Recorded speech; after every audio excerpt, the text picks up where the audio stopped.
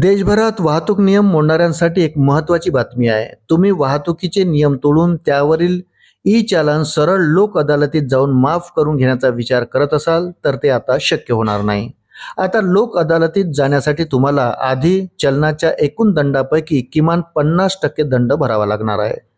नवीन नियमानुसार वाहनधारकाला चलन विरोधात लोक अदालतीत दाद मागायची असल्यास सर्वप्रथम चलनाच्या एकूण रकमेपैकी निम्मी रक्कम संबंधित सरकारी पोर्टलवर भरावी लागेल. त्यानंतरच लोक अदालतीत अर्ज दाखल करता येणार आहे. याशिवाय चालान जारी झाल्यानंतर 45 दिवसाच्या आत दंड भरावा किंवा पोर्टलवर त्याबाबत तक्रार नोंदवावी लागेल. ही प्रक्रिया पूर्ण केल्यानंतरच प्रकरण लोक अदालतीसमोर नेले जाऊ शकते.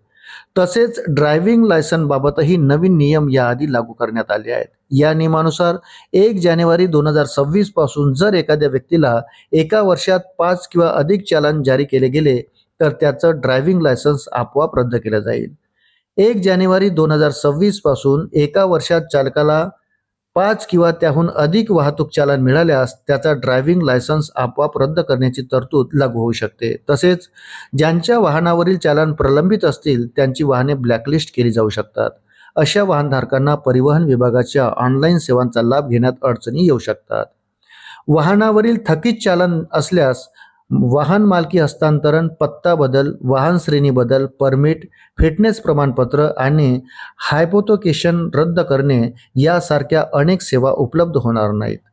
केवळ कर किंवा शुल्क भरण्याशी संबंधित व्यवहार करता येईल. सध्या ड्रायव्हिंग लायसन्सची वैधता परवाना जारी झाल्यापासून 20 वर्षे किंवा चालकाचे वय 40 वर्षे पूर्ण होईपर्यंत असते. मात्र ही वयोमर्यादा 40 वरून 50 वर्षापर्यंत वाढवण्याचा विचार सुरू आहे.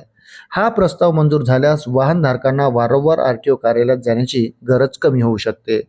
अशाच नवनवीन अपडेटसाठी व्हिडिओला लाईक आणि चॅनलला सबस्क्राईब जरूर करा. धन्यवाद.